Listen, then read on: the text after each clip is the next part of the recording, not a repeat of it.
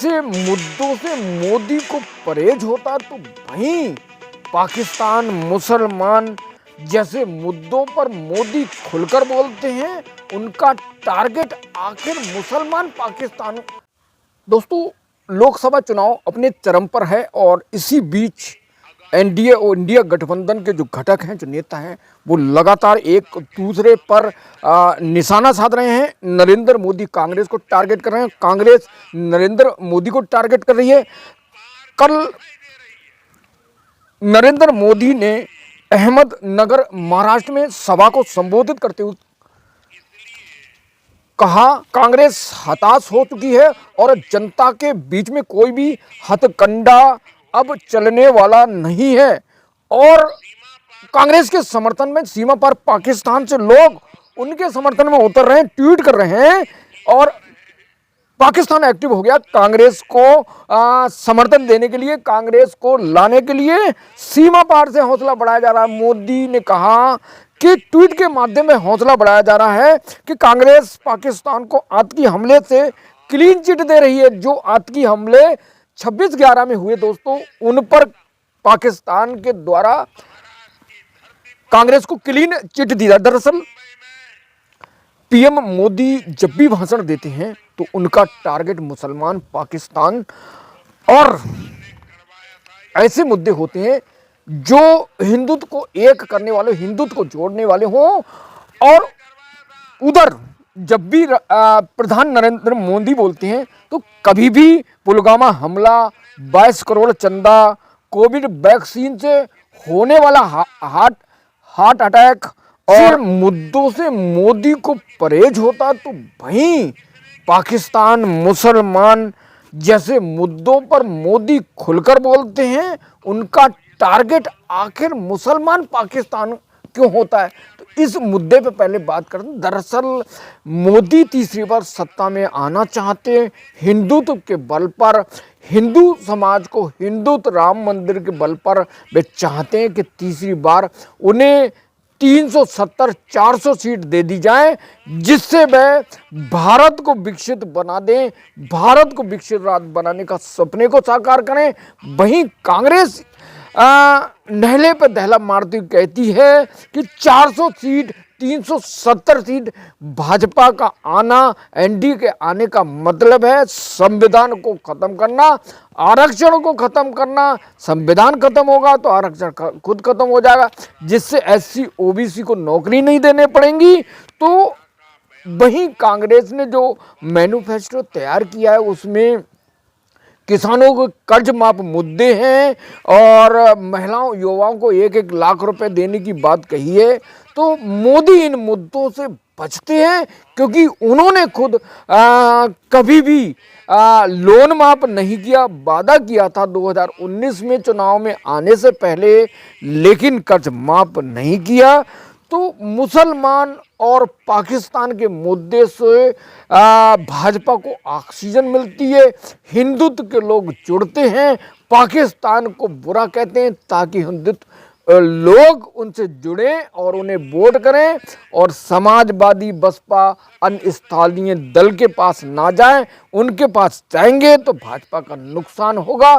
तो इस बार की जो लड़ाई है, संविधान को खत्म करना चाहती है भाजपा, आरक्षण को खत्म करना चाहती है भाजपा, और कांग्रेस कहती है कि आरक्षण को, संविधान को खत्म कर देंगे। तो वहीं भारतीय जनता पार्टी के पास कोई ऐसा मजबूत मुद्दा नहीं है कि वह जो देश के लिए हो, भला हो। सिर्फ पाकिस्तान, मुसलमान, मंगलसूत्र ऐसे मुद्दों पर बोलते हैं कि आदमी, जो जनता है, वो समझे कि मोदी सच बोल रहे हैं। आपको तो पता ही होगा, पुलवामा हमला हुआ और क्या कहते हैं 22 अरब चंदा हुआ, कोविड वैक्सीन से हार्ट अटैक मैंने बताया था, अडानी, और ऐसे मुद्दों से मोदी इसलिए बचते हैं क्योंकि इन मुद्दों से भाजपा की मट्टी पलीत हो सकती है। तो पाकिस्तान टारगेट पर है, पाकिस्तान के खिलाफ बोलना है।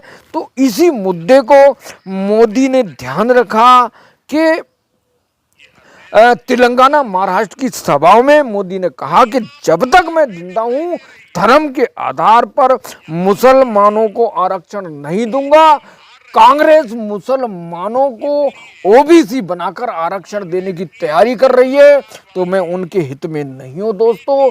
तो फिर वही बात, मुसलमानों दरअसल इस देश को आगे टेक्नोलॉजी इनोवेशन रिसर्च लाने के लिए, युवाओं को बेहतरीन नौकरी देने के लिए, युवाओं की ऊर्जा को सही प्रयोग करने के लिए सरकार के पास कुछ बोलने को नहीं है। और इसी चीज की देश में ज़रूरत है।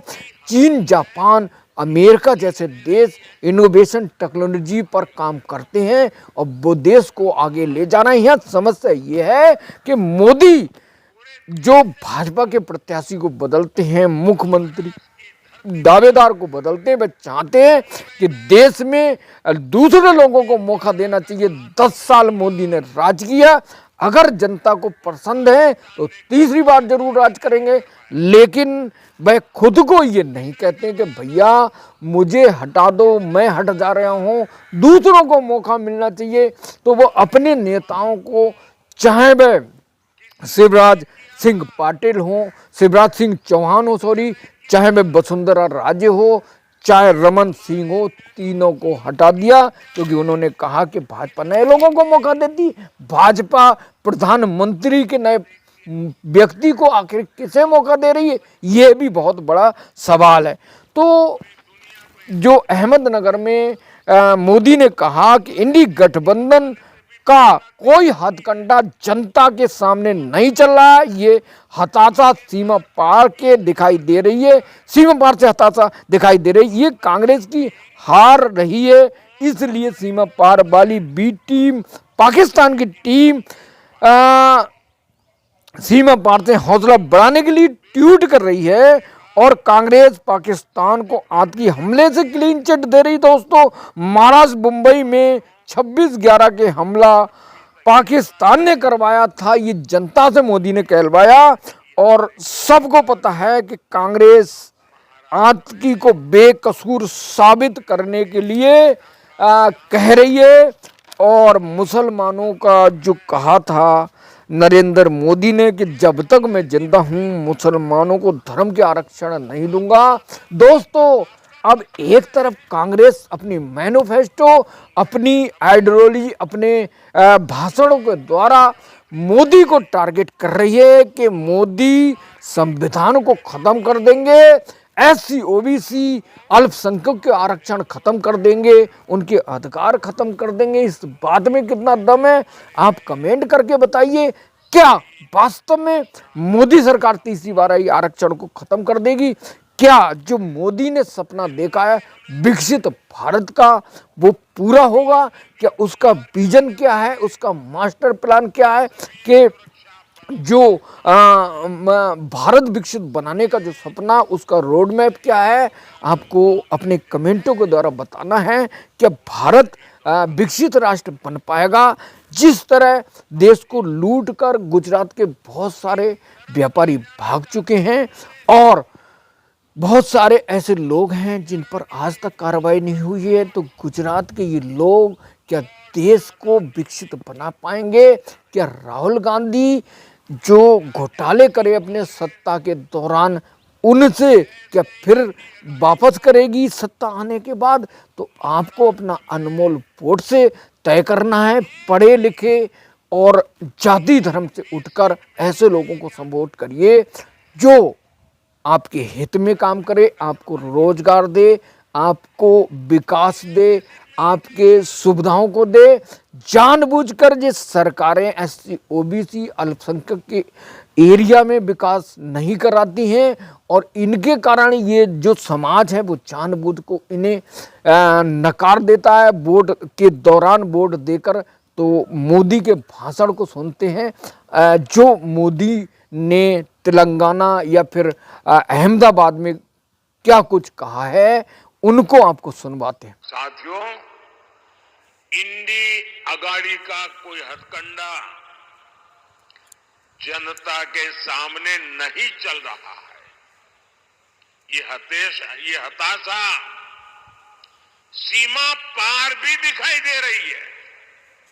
यहां वाली ए टीम हार रही है, इसलिए कांग्रेस की सीमा पार वाली बी टीम एक्टिव हो गई है।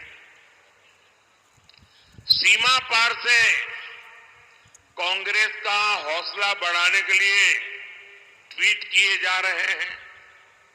बदले में कांग्रेस पाकिस्तान को आतंकी हमलों में क्लीन चिट दे रही है।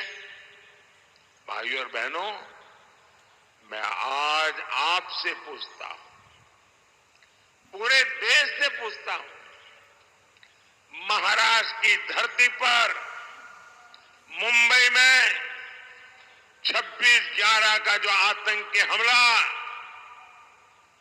वो पाकिस्तान ने करवाया था या नहीं करवाया था? किसने करवाया था? किसने करवाया था? हमारे जवानों को किसने शहीद किया था? किसने शहीद किया था? हमारे निर्दोष लोगों की हत्याएं किसने की थी?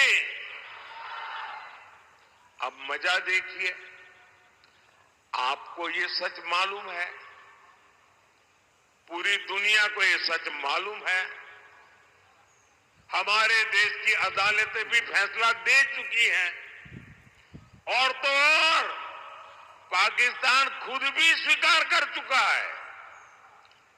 आतंकियों की फोन रिकॉर्डिंग मौजूद है, लेकिन कांग्रेस पार्टी आतंकियों को बेकसूर होने का सर्टिफिकेट जारी कर रही है। साथियों, 26/11 के मुंबई आतंकी हमले को लेकर महाराष्ट्र में कांग्रेस के नेता का बयान तो बहुत खतरनाक है। ये कांग्रेसी मिलकर अब आतंकी कसाब का पक्ष ले रहे हैं। कांग्रेस के समय विदेश राज्य मंत्री रहे और परिवार के करीबी ने भी कसाब को निर्दोष बता दिया है। ये मुंबई हमले में मारे गए सभी निर्दोष नागरिकों का अपमान है। ये मुंबई हमले में सभी आतंकियों को मार गिराने वाले सभी सुरक्षा बलों का अपमान है। ये शहीद तुकाराम आमले जैसे उन शहीदों का अपमान है। देश को किस तरफ ले जाना चाहती है कांग्रेस? तुष्टीकरण के लिए कांग्रेस हर रोज और ज्यादा नीचे गिरती चली जा रही है। क्या ऐसी कांग्रेस, ऐसे इंडिया गाड़ी को महाराष्ट्र में एक भी सीट मिलनी चाहिए? भाजपा लगातार मुसलमान, मस्जिद और पाकिस्तान को इसलिए टारगेट करते हैं जो हिंदुत्व का वोट है उनके साथ जुड़ा रहा है, उनके समर्थन में खड़ा रहा है। और इस बार मोदी सत्ता में आना चाहते हैं। 370 की दरखास्त है और उधर अखिलेश यादव 400 के नारे को बकवास बता रहे हैं। तो अब ये जनता को तय करना है, मोदी के इन भाषणों से आप कितने प्रभावित हैं, कितने एक्साइटेड हैं, कितने परेशान हैं। अपना कमेंट करें कि आखिर मोदी चाहिए या फिर राहुल चाहिए। आप अपने कमेंटों के द्वारा अवगत करा सकते हैं, बता सकते हैं। TPN 20 न्यूज़ आपके हर मोड़ पर संग।